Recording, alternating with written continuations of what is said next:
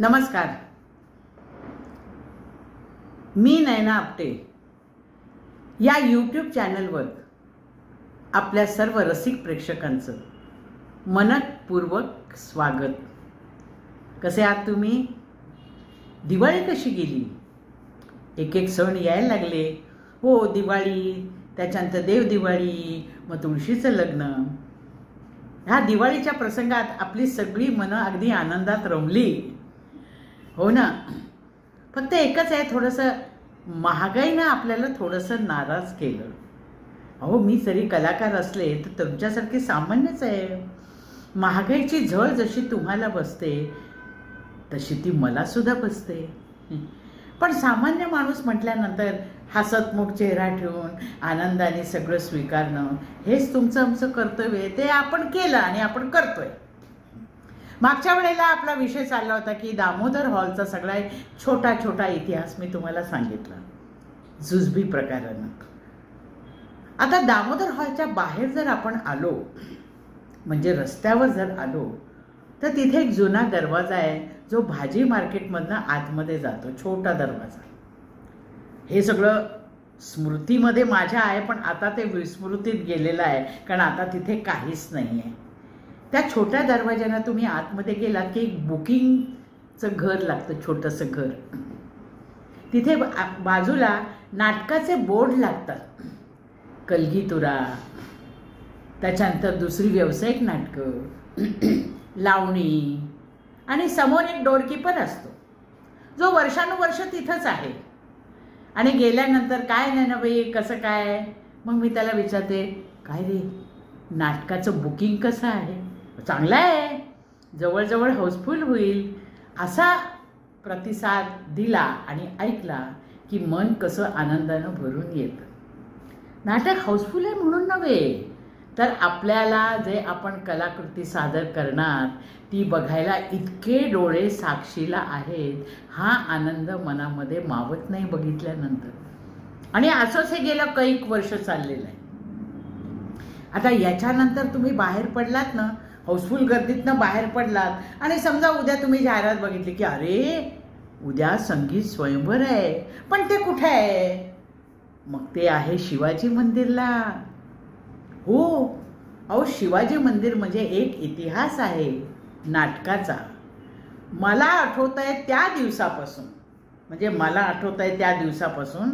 म्हणजे 56 सालापासून, म्हणजे 1956 सालापासून मला असं आठवत आहे की शिवाजी मंदिर हे ओपन एअर होतं.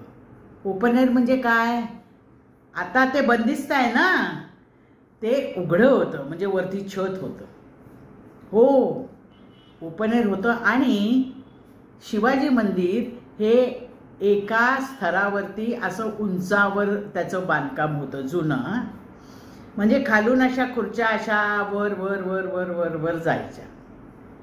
हो, आणि तिथे बहुतेक असंच त्यावेळेला दुपारचे आणि 11चे प्रयोग नव्हते, म्हणजे सकाळचे आणि दुपारचे प्रयोग नसायचे, कारण ओपन एअर नाटक ना.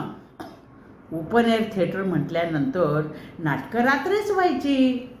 त्यामुळे नाटक सुरू व्हायचं 9ला, मी सांगितलं त्याप्रमाणे, आणि संपायची पहाटे 5ला. एवढा आनंद लोक घेत असत. आता तुमच्या आमच्याकडे वेळ नाही ते सोडून द्या, पण त्यावेळेला आपण असं म्हणू लोकांकडे भरपूर वेळ होता, तसं नव्हतं. वेळ होता की नव्हता हा महत्त्वाचा मुद्दा नाही. एखादी गोष्ट आपल्याला करायची असेल, ती पाहायची असेल, तर तो वेळ काढावा लागतो. त्यावेळेला सुद्धा लोक तो वेळ काढायची. आजही तुम्ही लोकांनी समजा संगीत नाटक लागलं तर जावं, बघावं, वेळ काढावा, असं मी तुम्हाला आवर्जून सांगते. लक्षात ठेवा, त्यावेळेला शिवाजी मंदिर हे मागच्या बाजूचं एक दालन होतं, ज्या पायऱ्या चढून आपण वरती जायचं. वरती गेल्यावर म्हणजे रस्त्यावरती ग्रीनलँड बँक होती, त्या बँकेतून रस्ता होता. बँक नंतर झाली, पण रस्ता आधी होता. तर ते पायऱ्या होत्या, पायऱ्यातनं आम्ही वरती जायचो. आणि म्हणजे मी लहान होते तेव्हा, तर पण मला आठवतं आहे पायऱ्यातनं मी वरती अशी जायची. आणि गेल्याबरोबर तिथं बुकिंगचं एक घर असायचं. तिथं त्यावेळेला माहिती असणारे जे बुकिंग क्लार्क होते, बुकिंग क्लार्क म्हणजे काय, तिकीटं फाडणारे जे असतात ते, आता आज त्याला काय म्हणतात मला माहीत नाही, पण आमच्या त्यावेळेला बुकिंग क्लार्क असं संबोधलं जायचं. आता सुद्धा आहेत, पण आता पुढच्या बाजूला बसतात. त्यावेळेला असं ते वरती बसायचे. आणि पुढच्या बाजूने एक रस्ता होता. हो, पुढच्या बाजूनं रस्ता होता. तिथे आता एक प्रिंटिंग प्रेस आहे. आता तो आहे, पण तो पूर्वी होता.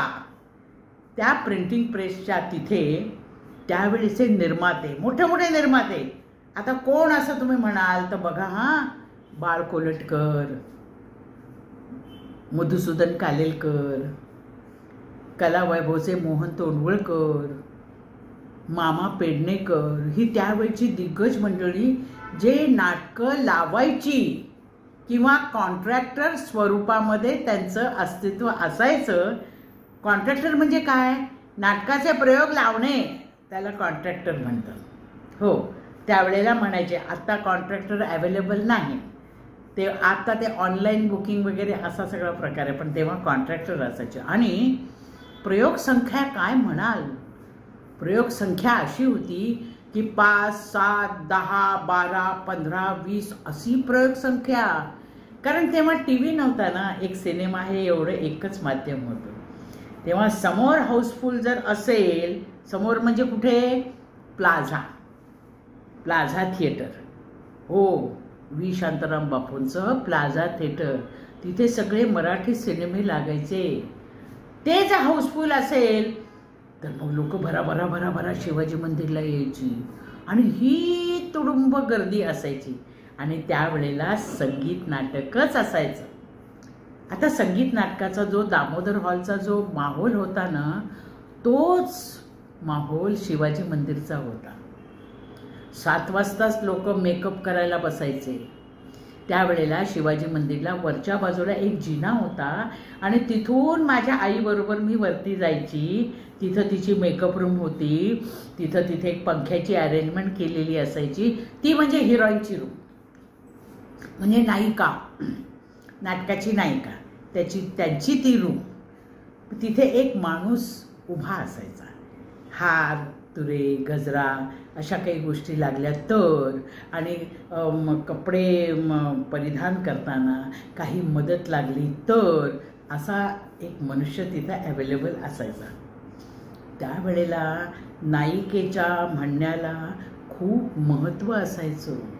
हो, कारण नायिका म्हटल्यानंतर जवळजवळ म्हणजे खूपच मान सन्मान असायचा. आणि त्यातून शांता आपटे म्हणजे शांता आपटेला मदत करायची म्हणून अनेक दुय्यम अभिनेत्री ज्या काम करायच्या त्या मदतीला पुढे यायच्या. अहो, असं कोण आजकाल कोणाला मदत करतं, पण त्यावेळेला करायचे. याला कारण मोठा कलाकार त्यावेळेला नेहमी आपला दुय्यम कलाकार जरी असला तरी अत्यंत प्रेमाचे संबंध असायचे. हो, बोलणं, चालणं, बसणं, उठणं, चहा घेणं हे सगळं असायचं. जरी तिची स्वतंत्र खोली होती तरी तिला भेटायला येणारी माणसं आवर्जून तिथे यायची. आणि असा त्या नाटकाचा माहोल होता, तो मी अनुभवला आहे. पण नाटकं कुठली? सौभद्र, मानापमान, सौशेकल्लोळ, एकच प्याला, झाशीची राणी, धर्मवीर संभाजी, किती नावं घ्यावीत आणि किती नाही. तर अशी ती गोष्ट होती त्यावेळची. मला असं वाटतं आज एवढंच पुरे नाही का. मला आपल्याला हे सांगायचं आहे की आता हे तुम्ही ऐकलत ना, तेव्हा या व्हिडिओ जर तुम्हाला आवडला असेल तर हा लाईक करा, शेअर करा, आपल्या मित्रमैत्रिणींना सांगा, व्हायरल करा आणि कमेंट्स पण करा ना. आम्हाला कळलं पाहिजे तुम्हाला या गोष्टी आवडत आहेत, नाही आवडतात, काही सुधारणा करायला पाहिजे. महत्त्वाचं 23 तारखेला, या 23ला कालिदासमध्ये संध्याकाळी माझं बालनाट्य आहे. नाटकाचं नाव आहे कॉमेडी चिटकी आणि मला आई बाबा हवे. ही दोन्ही नाटकं जी आहे ती जरी बालनाट्य असली तरी त्यांच्यामध्ये एक मेसेज आहे, एक संदेश आहे. 23 तारखेला कालिदास रंगमंदिरमध्ये जाहिरात बघा आणि नक्की या. तिथे आपण भेटू. फोटो काढू. काय समजलं? धन्यवाद. जय हिंद, जय महाराष्ट्र.